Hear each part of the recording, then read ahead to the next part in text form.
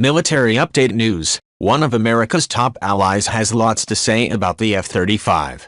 Within days, Australians will get to see the first of the RAF's new Joint Strike Fighters, just months after the jet's noisiest critics told an inquiry it was a jackass of all trades and masterful of none.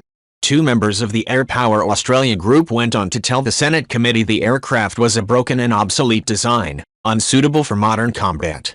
The reality, say Australian fighter pilots and senior members of the ADF with intimate knowledge of the JSF's capability, is vastly different. RAF Chief, Air Marshal Leo Davies, tells the strategist that while the JSF, now officially the F-35 Lightning II, has had its problems, it could never have got to the stage it's reached if its critics were right. It has flown over 70,000 flight hours, more than 200 jets are flying. The United States Marine Corps had reached initial operational capability, IOC, the U.S. Air Force has gone IOC, the U.S. Navy is about to go IOC, says Air Marshal Davies. It's incongruous to me to hear people suggest it doesn't work. That can't happen. Is it at its peak warfighting design and software load at the moment? No, it has got one more step to come. The JSF remains a work in progress, but by the time the RAF buys its aircraft, the next design and software upgrade should be complete and the F-35s will be significantly more capable than Hornets or Super Hornets. Air Marshal Davies says the results of the intense Red Flag air combat exercise in the U.S. absolutely cement our view that this is the right aeroplane for Australia. U.S. media is talking about a 15-1 kill ratio in favor of the F-35 against older generation fighters in the exercise in which RAF air crews took part. Though some commentators have raised questions about the significance of that figure. The officer responsible for the Australian end of the US-led multinational JSF program says the aircraft will revolutionize the way the nation fights wars far into the future. The head of the RAF's JSF Capability and Sustainment Group, Air Vice Marshal Lee Gordon, says four factors give the F-35 his fifth-generation edge: stealth, sensors, fusion and data sharing. Two factors stand out. One is the phenomenally powerful cutting-edge radar.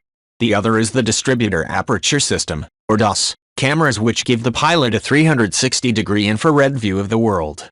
The third element is the way all of that information is fused together to give the pilot unparalleled situational awareness. A fourth element is the JSF's ability to quickly share the vast amount of information it gathers with air, land and naval forces. It will allow us to operate in the high-threat environments we will need to operate in if we end up in a conflict. Air Vice Marshal Gordon is confident that the first of the 72 JSFs on order for the RAF will be based in Australia by December 2018 and the first operational squadron and a training squadron will reach IOC by December 2020.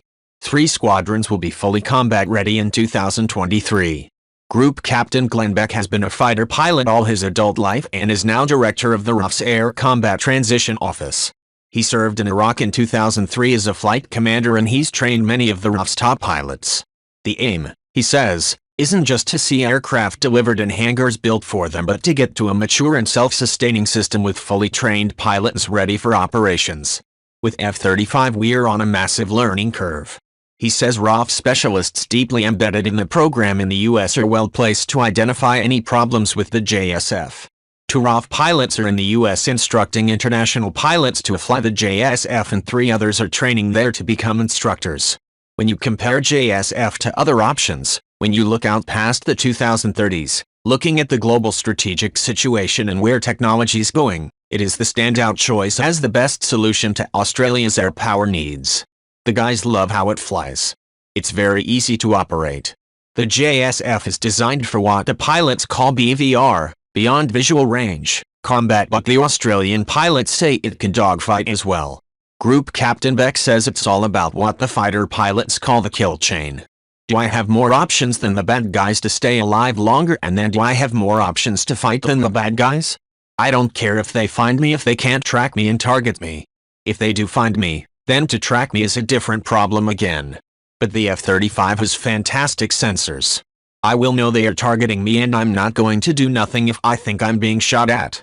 Getting the pair of highly advanced, 5th-generation jets to the Avalon Air Show will itself be a comprehensive demonstration of aviation logistics. They'll be flown to Australia by Aussie pilots and frequently topped up along the way by a RAF KC-30 air-to-air refueling tanker. Another officer with an intense interest in ensuring that the JSF works is Army Chief Lieutenant General Angus Campbell. He rejects suggestions the F-35 will not be able to provide troops on the ground with effective air support. The JSF is an extremely advanced fighter which has extraordinary and possibly unparalleled capacities in information networking which we've not seen in the ADF before, says Lieutenant General Campbell. Every soldier on every battlefield through modern history will want, or pray for, control of the air above him. The F-35 gives our soldiers the greatest confidence that they will have air control above them. I'm delighted we're getting it. Only those who don't have air control above them know the true horror of that environment, and I would not want that for Australian soldiers.